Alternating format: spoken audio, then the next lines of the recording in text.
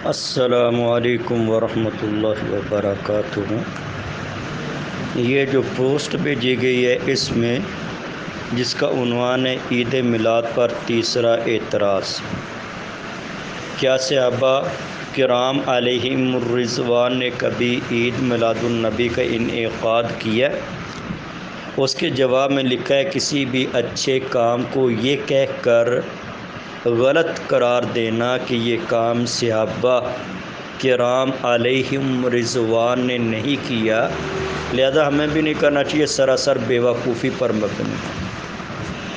یہاں بھی اس میسج کے اندر بھی وہی مغالطے بازیاں ہے، غلط فہمیاں پیدا کرنے کی کوشش کی گئی ہے۔ اب دیکھیے، یہ پہلے پوائنٹ ہے کہ کسی بھی اچھے کام کو اب ہر انسان کے نزدیک اس کی سوچ کے مطابق اچھا الگ ہے۔ جو زنا کا عادی ہے وہ اپنے لیے زنا کے کام کو اچھا سمجھے گا، وہ اس کو برا نہیں سمجھتا۔ جو جوئے کا عادی ہے وہ اپنے لیے جوئے کو ایک اچھا کام سمجھتا ہے۔ سود خور کو لے لیں، اب کتنی دنیا مسلمانوں کے کتنے افراد ہیں وہ سود لیتے بھی ہیں، دیتے ہیں، وہ اس کو اچھی گناہ سمجھتے نہیں۔ تو اب اچھا کام انسانی عقل کے پیمانے پر کسی کو نہ اچھا کہا جا سکتا نہ برا کہا جا سکتا ہے۔ اچھا وہی ہے جس کو کتاب و سنت نے اچھا کہہ دیا، برا وہی ہے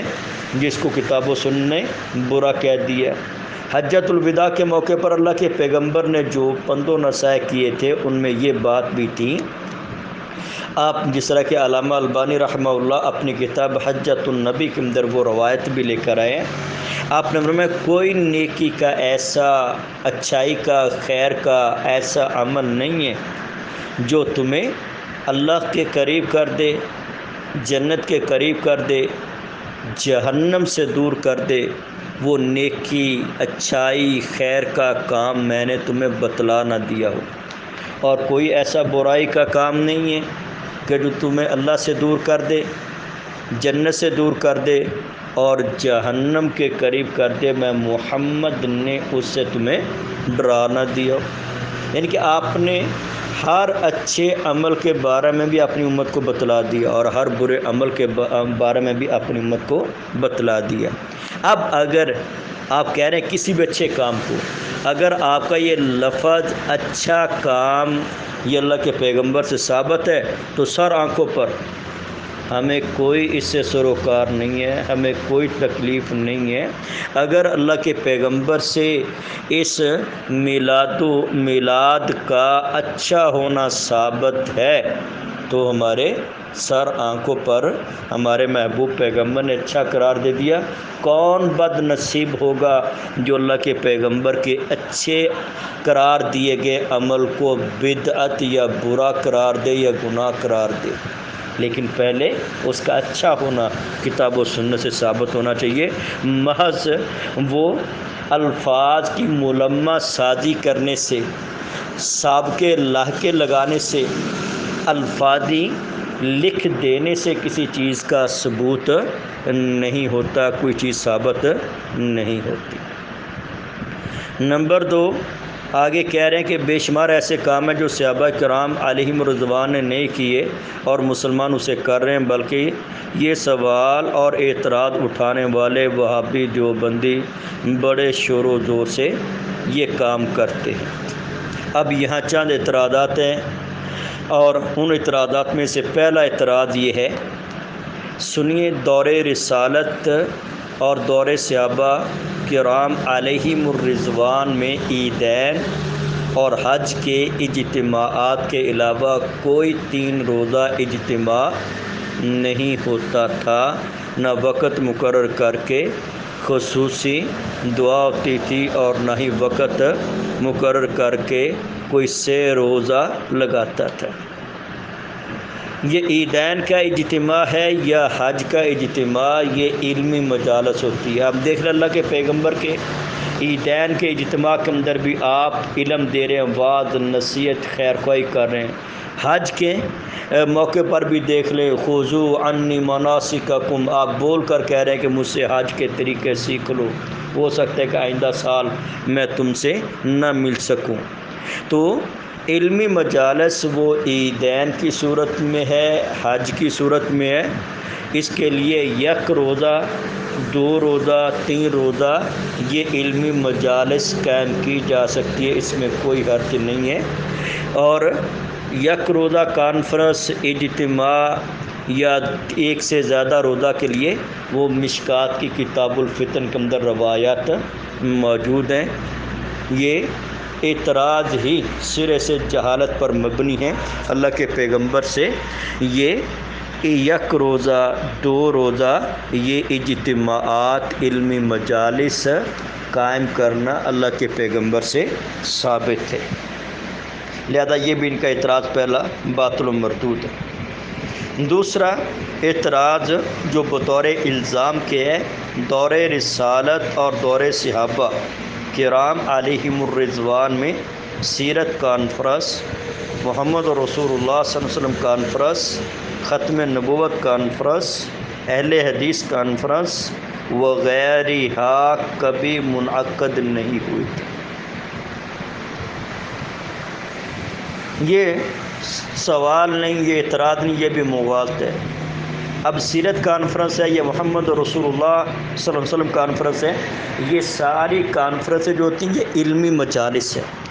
علمی مجلس سے علمی مجالس منعقد کرنا، لوگوں کو اکٹھا کرنا، واعظ نصیحت کرنا، یہ احادیث کے اندر اس کے 20 دلائل موجود ہے۔ اللہ کے پیغمبر نے اپنے صحابہ کو ظہر کے بعد درس دیا، کانفرنس ان کے ساتھ کی، عصر کے بعد کی، یعنی صبح سے لے کر غروب آفتاب تک آپ نے ان کو بیان دیا، پھر اگلے دن دیا۔ تو یہ اللہ کے پیغمبر سے یہ علمی مجالس ہے، جس کو اب اصطلاحات ہم نے بدل لی، ان کو کانفرنس کا نام دے دے، جلسے کا نام دے دیں، تو چیز وہی ہے، یعنی علم کا ابلاغ، علم کی ترویج، علم کی اشاعت، علم کو آگے پھیلانا، بلغوا انی ولو آیا،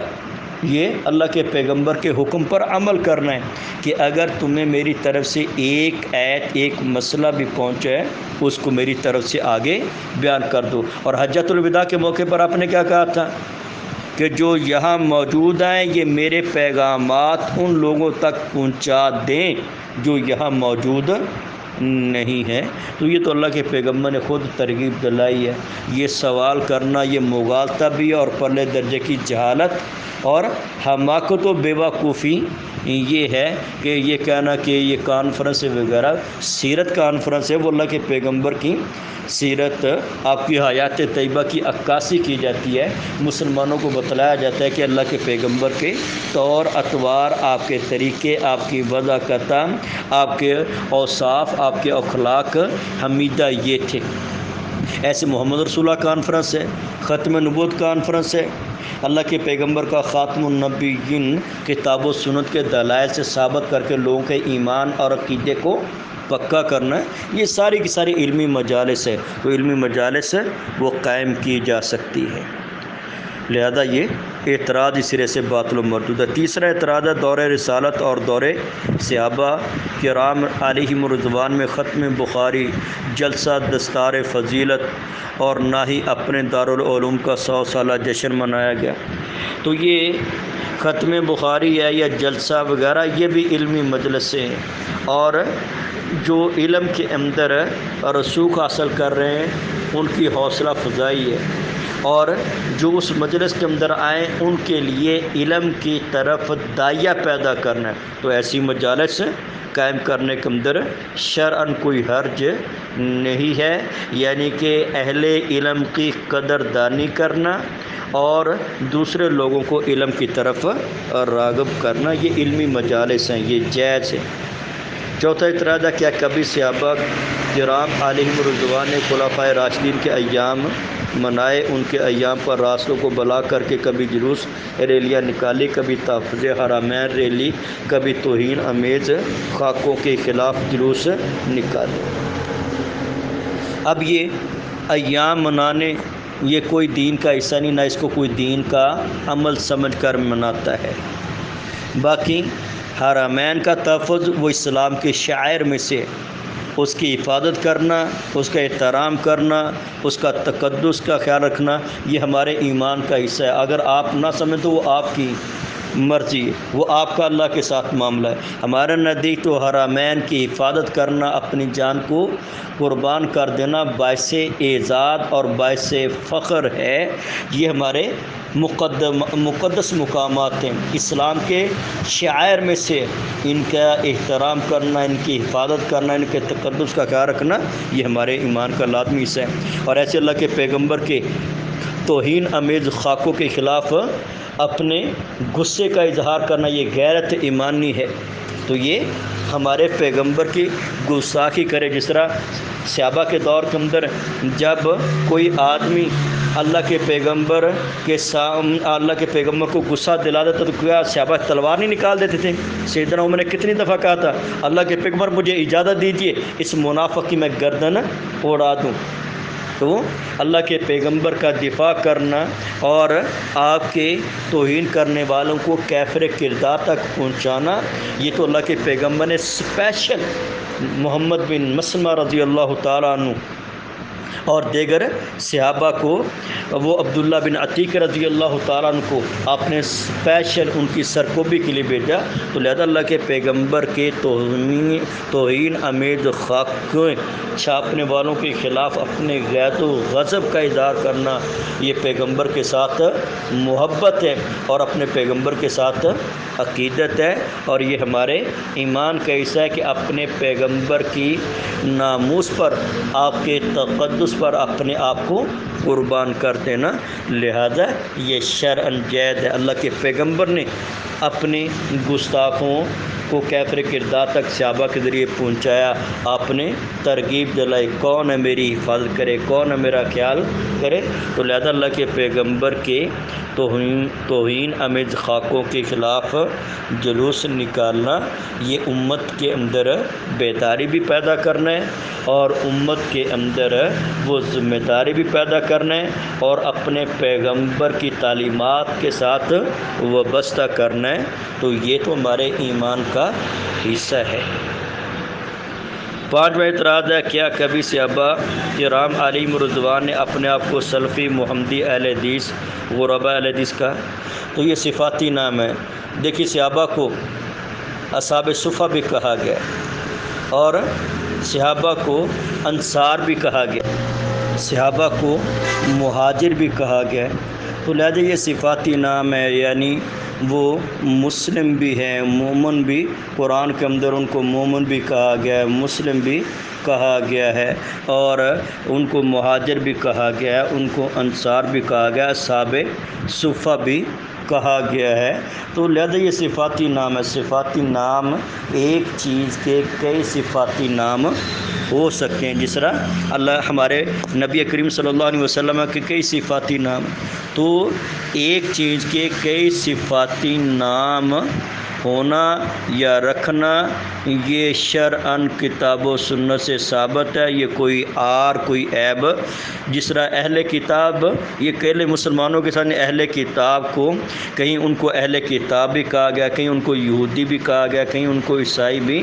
کہا گیا ہے، تو اب کہیں ان کو مومن بھی، اور قرآن کے اندر ان کو مومن بھی کہا گیا ہے اور ان کو مسلم بھی کہا گیا ہے، جیسا کہ وہ لوط علیہ الصلوۃ والسلام کی قوم کے بارے میں وہ قریب ہی ان کو مومن بھی کہا گیا، ان کو مسلم بھی کہا گیا۔ تو یہ صفاتی، مسلم بھی صفاتی نام ہے، مومن بھی صفاتی نام ہے، اہل کتاب بھی صفاتی نام ہے، تو ایک چیز کے کئی صفاتی نام ہو سکتے ہیں، اس کے اندر کوئی عیب نہیں ہے، اس کے اندر کوئی عار نہیں ہے، ایک چیز سے کہ ایک سے زائد صفاتی نام رکھے جا سکتے ہیں۔ چھٹا اعتراض ہے کہ کیا کبھی دور رسالت اور دور صحابہ کرام علیہم الرضوان میں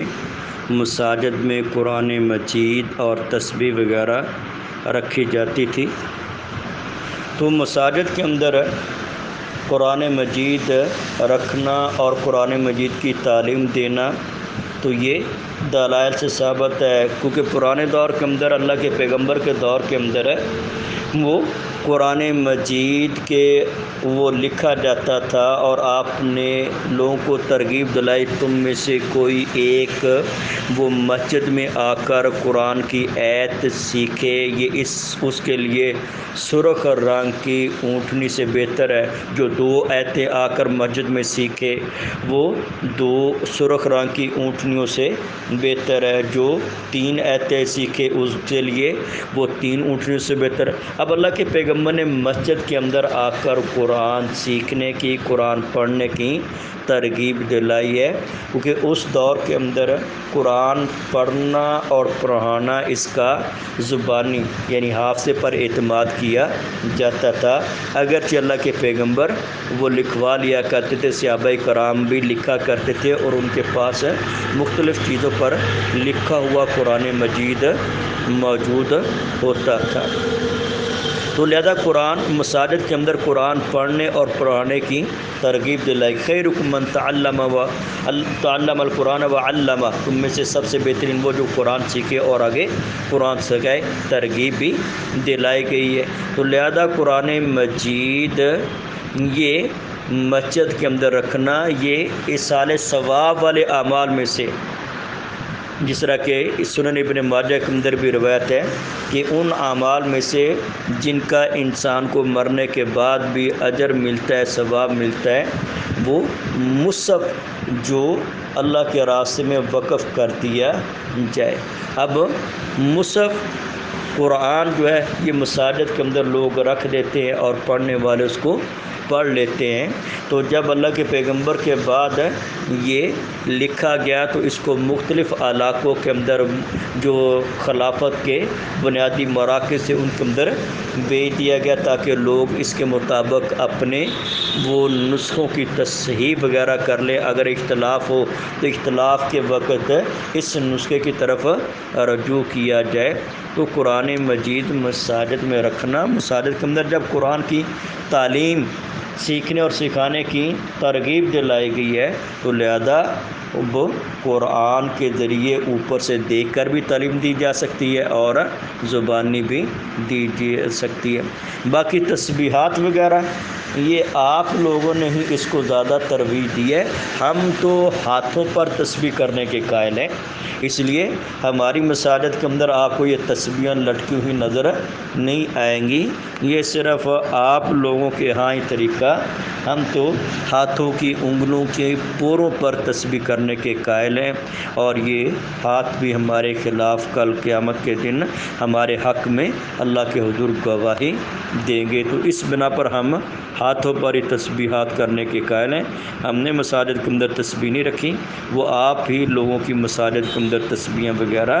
رکھی جاتی ہیں۔ لیکن اگر وہ تسبیح وغیرہ پر کر لے تو کئی اہل علم نے جواز کی رائے دی، لیکن بہتر اور افضل یہ کہ اپنی انگلیوں کی پوروں پر تسبیح کی جائے۔ 7واں اعتراض ہے قرآن مجید پر اعراب، قرآن مجید کا مختلف زبانوں میں ترجمہ، اس پر غلاف چڑھانا اور اعلیٰ طباعت میں کبھی دور رسالت اور دور صحابہ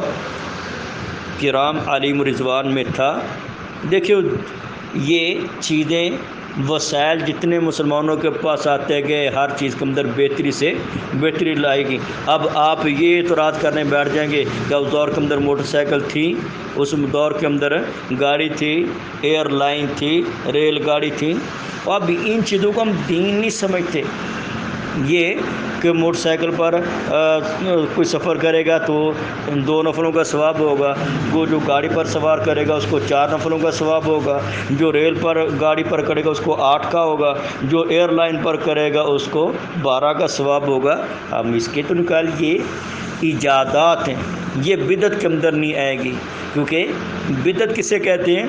کہ جو چیز دین میں سے نہیں ہے اس کو دین سمجھ کر کرنا، یہ بدعت ہے۔ اب یہ کاغذ کا بہتر سے بہتر بنتے چلے جانا، طباعت کے اندر بہتری لانا، قرآن مجید کو بہترین کاغذ پر پرنٹ کرنا اور پھر مختلف زبانوں کے اندر ترجمہ کرنا، یہ علم کی پھیلانے کے اندر ہے، یہ علم کی تشہیر کے اندر ہے، لہذا علم کو پھیلانے کی ذمہ داری سونپی گئی ہے، تو لہذا اس کو پھیلایا جائے گا وہ ترجمے کی صورت میں یا کسی اور صورت کے اندر۔ باقی جو قرآن پر غلاف وغیرہ چڑھایا جاتا ہے، یہ قرآن مجید کی جلد وغیرہ کی حفاظت کے لیے تاکہ وہ خراب نہ ہو۔ تو یہ قرآن بھی چونکہ اللہ کے شاعر میں سے ہے، لہذا شاعر اللہ کا احترام کرنا، ادب کرنا، یہ بھی ہمارے ایمان کا لازمی جز ہے، حصہ ہے، اور اس کے اندر کتابوں کی حفاظت کرنا بھی ہے۔ تو لہذا اس میں شرعاً ہم یہ نہیں کہتے کہ قرآن اگر بغیر غلاف کے پڑھے گا تو اس کو وہ 1 حرف کے بدلے 10 نیکیوں کا ثواب ہوگا، اگر غلاف چڑھا کر پڑھے گا تو پھر اس وقت 15 نیکیوں کا ثواب ہوگا۔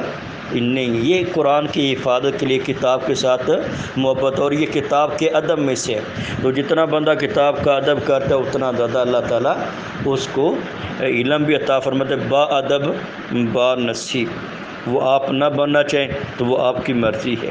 8واں اعتراض ہے کیا احادیث کی کتب بخاری، مسلم، ترمذی، ابن ماجہ، ابو داؤد، نسائی، ریاض الصالحین وغیرہ دور صحابہ رضوان اللہ علیہم میں لکھی گئی تھی؟ یقیناً احادیث لکھی گئی تھی، اللہ کے پیغمبر کی زندگی کے اندر یہ روایتیں لکھی گئی ہیں اور صحابہ کرام نے آپ کی اجازت سے لکھی ہیں، باقی ان کو کتابی شکل کے اندر الگ جمع کر دیا۔ ابو ہریرہ کی روایتیں پہلے وہ ایک جگہ موجود تھیں، صحیفہ حمام بن منبہ کے اندر تھیں اور دیگر صحابہ کی تھیں، تو امام بخاری اور دیگر ائمہ نے وہ اپنی طرف سے نہیں لکھی، وہ اللہ کے پیغمبر کی بیان کردہ روایات جو صحابہ نے بیان کی انہوں نے اپنی سندوں کے ساتھ وہی روایات اپنی کتابوں کے اندر درج کی ہیں۔ یہ اعتراض اس وقت بنتا ہے کہ جب انہوں نے وہ جس طرح سیدھا منکرین حدیث کی طرح آپ اعتراض کریں نا، تو پھر آپ کا اعتراض بنتا بھی ہے کہ 300 سال بعد لکھی گئی ہیں، 250 سال بعد لکھی گئی ہیں، پھر تو آپ کا اعتراض بنتا اور آپ کو جواب بھی دیتے۔ لیکن یہ اعتراض سرے سے جہالت پر مبنی، مغالطہ بازی پر ہے کہ اللہ کے پیغمبر کی زندگی کے اندر عبداللہ بن عمر رضی اللہ تعالیٰ نے احادیث کو لکھا جو صحیفہ صادقہ کے نام سے مشہور ہے۔ سیدنا ابو ہریرہ رضی اللہ تعالیٰ عنہ کے علاوہ، اس لیے سیدنا ابو ہریرہ کہتے تھے کہ مجھے سب سے زیادہ احادیث یاد ہے سوائے عبداللہ بن عمر کے، کیونکہ وہ لکھ لیا کرتے تھے، میں لکھا نہیں کرتا تھا۔ تو صحابہ نے اللہ کے پیغمبر کی زندگی کے اندر ہی احادیث کو لکھ لیا تھا، پھر انہیں لکھی احادیث کو آگے وہ ائمہ محدث تابعین تبع تابعین نے بیان کیا، اور امام بخاری وغیرہ نے اپنی سندوں کے ساتھ انہیں جو اللہ کے پیغمبر کے دور کے اندر بیان کی گئی آپ نے بیان کی ہے، اور آپ سے سن کر آگے کسی نے لکھی ہیں، انہوں نے اپنی سندوں کے ساتھ وہی روایتیں اپنی کتابوں میں ذکر کر دی۔ تو یہ بدعت وغیرہ کے زمرے کے اندر آئے گی، اور بدعت کا لفظ ان پر بولنا یہ بھی پہلے درجے کی حماقت اور بیوقوفی کے اندر آئے گا۔ 9واں اعتراض ہے کہ کیا جمعے میں مروجہ عربی خطبہ اور خطبے سے پہلے تقریر صحابہ کرام علیہ رضوان نے کی تھی؟ اب یہ جمعہ والے دن جو خطبے سے پہلے تقریر وہ آپ لوگ ہی کرتے ہیں، ہم نے تو کبھی تقریر نہیں کی، ہم تو خطبہ دیتے ہیں، 2 خطبے دینے کے قائل ہیں، 2 خطبوں کے اندر عربی کے اندر اور دے کر لوگوں مسائل بیان کر دے۔ خطبے کا اصل میں لغوی معنی یہ ہوتا ہے کہ متکلم کا مخاطبین کی زبان کے اندر اپنے ما فی الضمیر کو بیان کرنا، تو لہذا یہ بھی کتاب و سنت سے ثابت ہے۔ اور دوسری زبان کے اندر بھی یہ خطبے وغیرہ دین کا پیغام دیا جا سکتا ہے، جس طرح اللہ کے پیغمبر نے اپنی زندگی کے اندر زید بن ثابت رضی اللہ عنہ کو عبرانی زبان سیکھنے کے لیے وقف کیا تھا، اور انہوں نے 16-17 دن کے اندر عبرانی زبان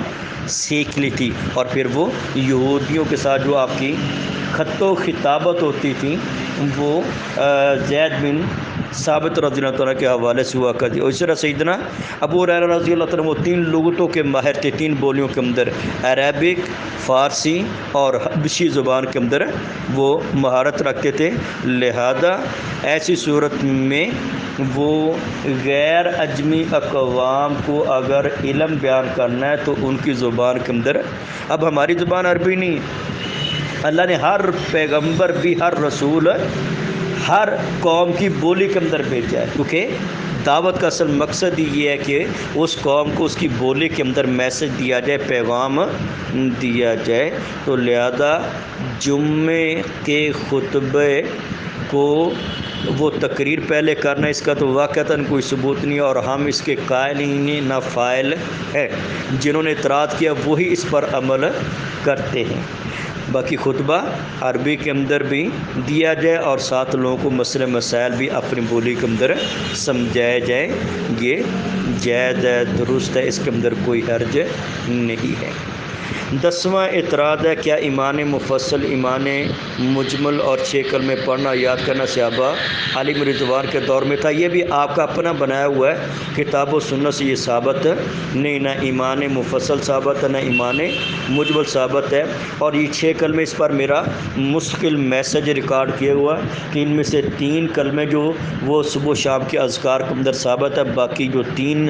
کلمے اگلے ہیں ان کے الفاظ وہ کتاب و سنت سے ثابت نہیں ہے، لہذا وہ خود آپ نے بنایا، ہم تو ان کے قائل ہی نہیں ہے۔ تو یہ 6 کلمے، باقی ایمان مفصل، ایمان مجمل، یہ بھی اہل علم نے لوگوں کی سہولت کے لیے وہ ایمان مجمل یعنی کہ وہ حدیث جبریل سے اخذ کیے، ایمان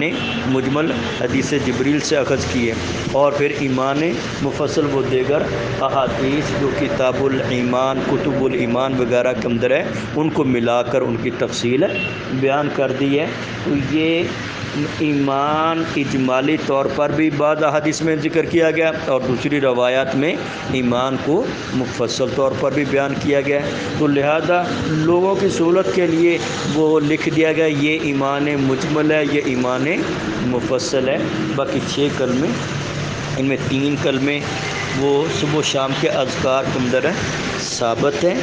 باقی چیزیں وہ 3 کلمے دعا کے بطور دعا تو پڑھے جا سکتے، لیکن وہ صبح و شام کے اذکار کے اندر ان کا کوئی ثبوت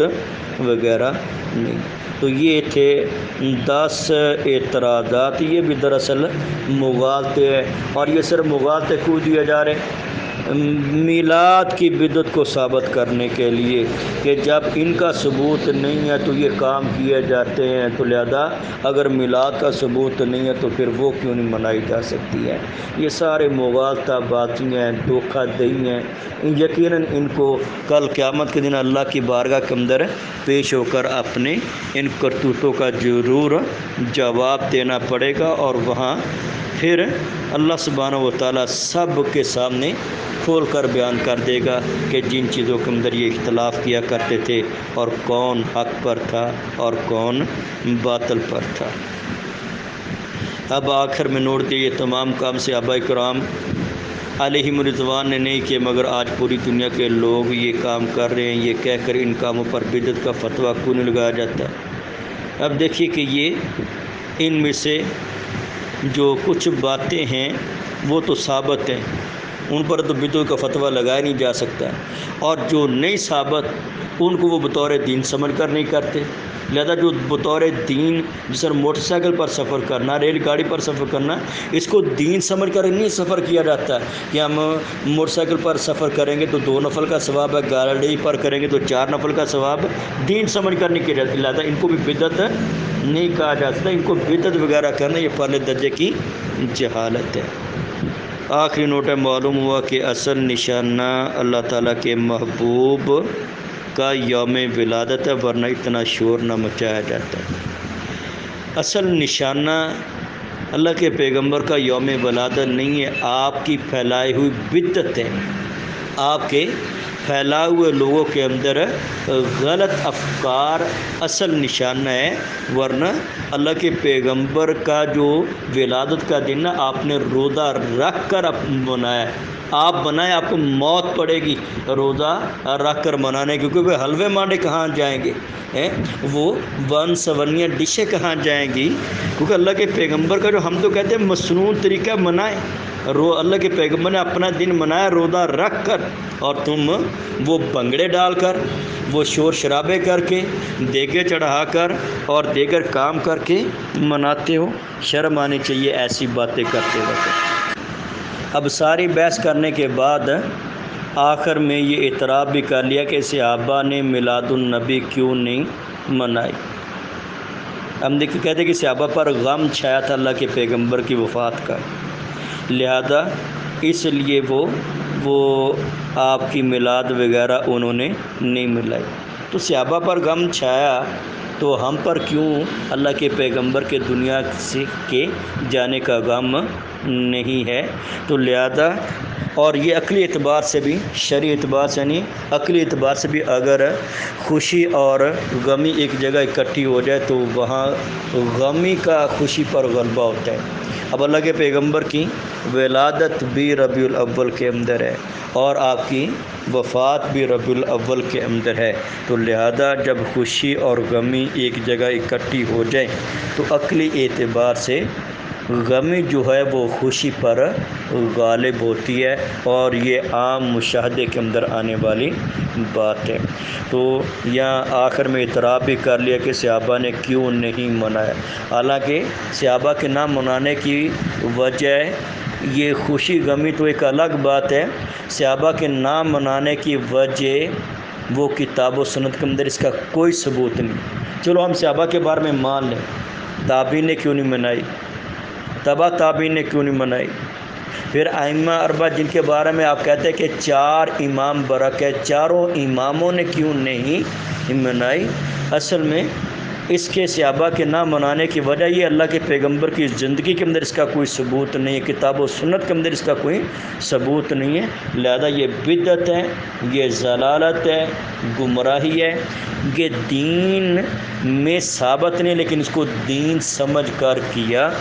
جا رہا ہے، لہذا یہ قطعاً درست وغیرہ نہیں ہے۔ باقی آگے امام سیوطی کے حوالے سے لکھ کر یہ بھی مغالطہ بازی دینے کی کوشش کی گئی ہے، حالانکہ سلف کے اندر کوئی بھی یہ میلاد وغیرہ، یہ سب سے پہلے دہیہ کلبی نامی ایک بدعتی پرلے درجے کا کذاب راوی تھا، جس نے محفل میلاد کے عنوان پر ایک کتاب لکھی تھی، اور اسی کے اندر یہ من گڑت روایتیں لکھی ہوئی ہیں، یہ جھنڈے گاڑنے والی ہیں، پھر ہر طرف خوشیاں منانے والی، فرشتوں نے دنیا کے چاروں کونوں کے اندر جھنڈے گاڑے، فلاں فلاں، اور جتنے بھی موضوع من گڑت روایات ہیں وہ ساری اس طرح کی دہیہ کلبی جیسی۔ ایک ہے دہیہ کلبی صحابی رسول، یہ بعد کا آدمی ہے، اس کا نام بھی دہیہ کلبی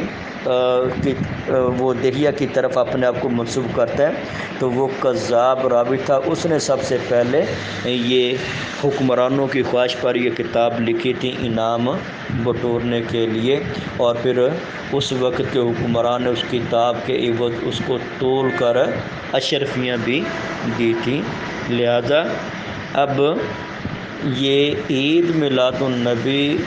اصل میں یہ دین میں ثابت نہیں ہے، لیکن اس کو دین سمجھ کر کرنا یہ بدعت کے زمرے کے اندر آئے گا۔ اللہ تعالیٰ سے دعا ہے کہ اللہ تعالیٰ اللہم ارنا الحق حقا وارزقنا اتباعہ وارنا الباطل باطلا وارزقنا اجتنابہ، اللہ ہمیں حق کو دیکھ کر حق کی اتباع کرنے کی توفیق عطا فرمائے، اور باطل کو دیکھ کر جان کر باطل سے اللہ تعالیٰ بچنے کی توفیق عطا فرمائے۔